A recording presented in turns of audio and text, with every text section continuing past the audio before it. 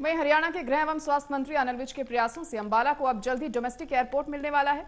इससे जहां अंबाला के व्यापारियों सहित लोगों में खुशी की लहर है और इस डोमेस्टिक एयरपोर्ट से वे रोजाना व्यापारिक शहरों में जाकर खरीदारी भी कर सकेंगे।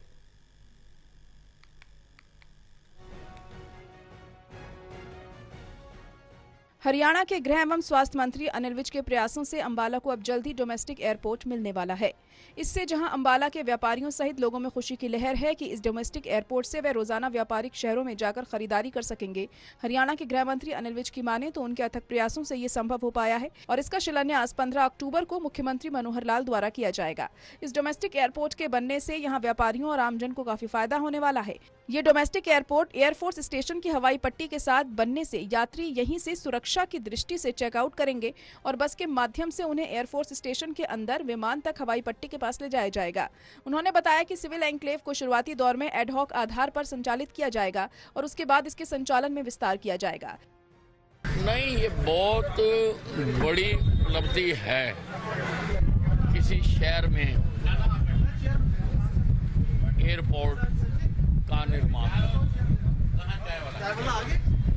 विकास से कारोबार बढ़ता है, रोजगार बढ़ता है, बड़े बड़ी इंडस्ट्रियां जो यहाँ पर अब हमें संभावना है कि जो हमने रिंग रोड बनाई है उसके साथ साथ इंडस्ट्री लगेगी तो बड़े कारोबारी अधिकारी सुबह आकर शाम को यहाँ से वापस जा सकते हैं।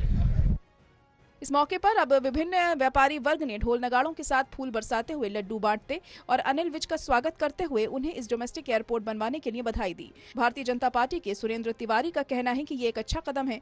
उन्होंने कहा कि अनिल विज ने अपने उस नारे को सिद्ध कर दिया जिसमें वे कहते हैं कि काम किया है काम करेंगे। उन्होंने कहा कि पिछले 70 सालों में इस तरह के विकास कार्य नहीं हुए जिस तरह के विकास कार्य इस समय हो रहे हैं। तिवारी की माने तो आजादी के समय से पिछड़े अंबाला को अब विकास के पर लग गए हैं। ये बिल्कुल ऐसी घोषणा है जो हमने कभी ख्वाबों में भी नहीं सोचा था। मंत्री अनिल विज जी की मेहनत और लगन और प्रयासों से ये सौभाग्य अंबाला की जनता को प्राप्त हुआ है। अंबाला जो सबसे पिछड़ा था आज़ादी के बाद से, उसको विकास की ऊंचाइयों के पर लगा दिया अनिल विज जी ने और इससे अंबाला वासियों के रोजगार और अंबाला वासियों के हरियाणा के लोगों को यहाँ से उड़ान भरने का सौभाग्य प्राप्त होगा। मार्केट एसोसिएशन के प्रधान विनोद जौहर का कहना है कि डोमेस्टिक एयरपोर्ट की 15 अक्टूबर को भूमि पूजन की घोषणा होते ही लोगों में खुशी की लहर है। उन्होंने कहा कि गृह मंत्री के प्रयासों से जो डोमेस्टिक एयरपोर्ट अंबाला में बन रहा है ये एक बहुत बड़ी सौगात है जिसे अंबाला वासी कभी भुला नहीं पाएंगे। उन्होंने कहा कि पहले भी अंबाला में बहुत विकास कार्य हुए हैं लेकिन इस डोमेस्टिक एयरपोर्ट के बनने से व्यापार में दिन दूनी रात चौगुनी उन्नति होगी।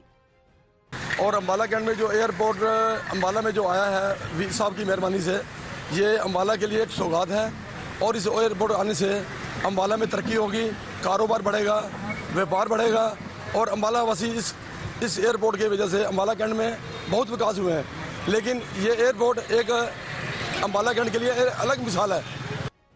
बता दें कि अंबाला में प्रस्तावित एयरपोर्ट का नाम अंबा एयरपोर्ट अंबाला छावनी रखने का प्रस्ताव है। गृह मंत्री अनिल विज ने इस संबंध में मुख्यमंत्री मनोहर लाल को यह प्रस्ताव भी भेजा है।